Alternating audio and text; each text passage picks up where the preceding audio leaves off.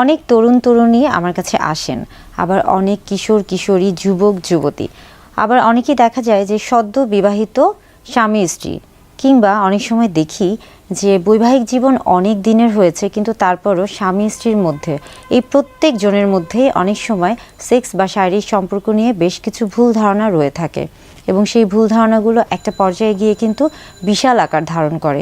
তাই সেক্স বা শারীরিক সম্পর্কের ক্ষেত্রে ভুল ধারণাগুলো সম্পর্কে অবশ্যই একটা ধারণা থাকতে হবে, স্পষ্ট ধারণা থাকতে হবে এবং এই ভ্রান্ত ধারণাগুলোকে দূর করতে হবে। আমি এমন অনেক স্ত্রী দেখেছি বা এমন অনেক মহিলা দেখেছি যারা অনেক দিন যাবৎ একই স্বামীর সাথে সংসার করছেন, কিন্তু তিনি তার স্বামীকে এই কথাটি বলতেই পারছেন না যে আসলে নির্দিষ্ট কোন জায়গায় বা কোন জিনিসের মধ্যে তার যৌন উত্তেজনা সবচেয়ে বেশি রয়েছে এবং কোন ক্রিয়ার ফলে সে সবচেয়ে বেশি উত্তেজনা পায়। এই যে আসলে এই লজ্জাটা স্বামী স্ত্রী উভয়ের দিক থেকেই কিন্তু দূর করতে হবে।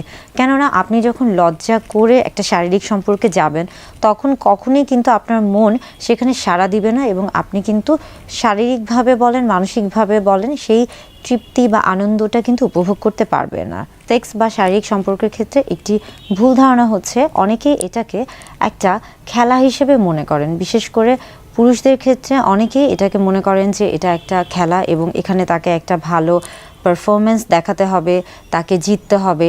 এই যে বিষয়গুলো তিনি যখন খেলার সাথে এই বিষয়টাকে বিবেচনা করে থাকেন, তখন তার মধ্যে কিন্তু একটা মানসিক চাপ তৈরি হয় এবং এই মানসিক চাপ কিন্তু তার শরীরে একটা শারীরিক চাপ তৈরি করে এবং যার ফলে কিন্তু স্বাভাবিকভাবেই যখন মানসিক এবং শারীরিক চাপ তৈরি হয় তখন কিন্তু সে কখনোই ভালোভাবে সেক্সুয়াল অ্যাক্টিভিটি যেটা বা পারফরমেন্স সেটা কিন্তু করতে পারে না, অর্থাৎ তার শারীরিক সম্পর্কটা কিন্তু ভালোভাবে সে উপভোগ করতে পারে না।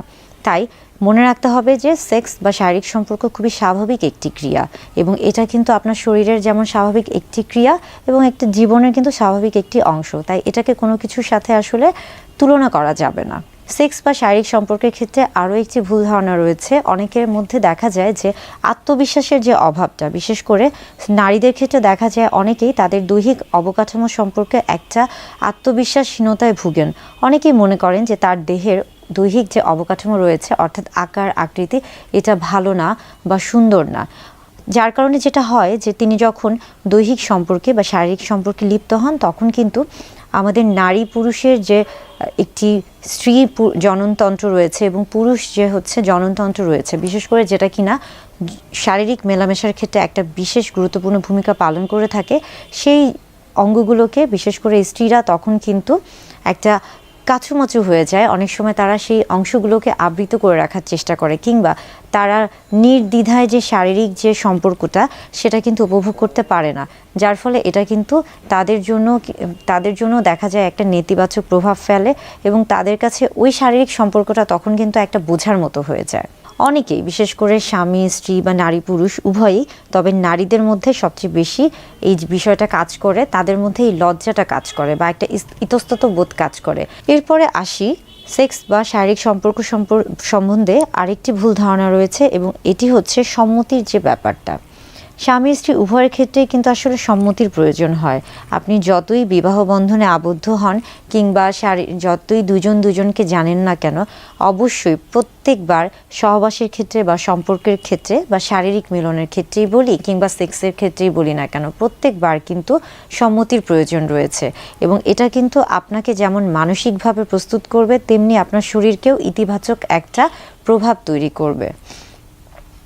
সেক্স বা শারীরিক সম্পর্কের ক্ষেত্রে আরও একটি ভুল ধারণা রয়েছে এবং সেটি হচ্ছে একের অধিক জনের সাথে সেক্সুয়াল রিলেশন করা, অর্থাৎ একের অধিক স্বামী বা স্ত্রী, নারী বা পুরুষের সাথে শারীরিক সম্পর্কে মেলামেশা করা।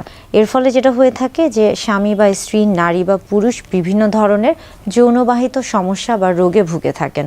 অর্থাৎ এই যে ভ্রান্ত ধারণাগুলো রয়েছে, এই প্রত্যেকটি ধারণাকে দূর করার জন্য অবশ্যই আপনাকে সেক্সুয়াল হেলথ এডুকেশন বা সেক্স এডুকেশন রয়েছে, সেই বিষয়গুলি সম্পর্কে আপনাকে জানতে হবে। তা না হলে দেখা যাবে যে সারা জীবন একটা ভুল ধারণার মধ্যেই আপনি থাকবেন এবং পরবর্তীতে কিন্তু এটা আপনার যে শারীরিক সম্পর্ক আছে সেই সম্পর্কে একটা নেতিবাচক প্রভাব পড়বে।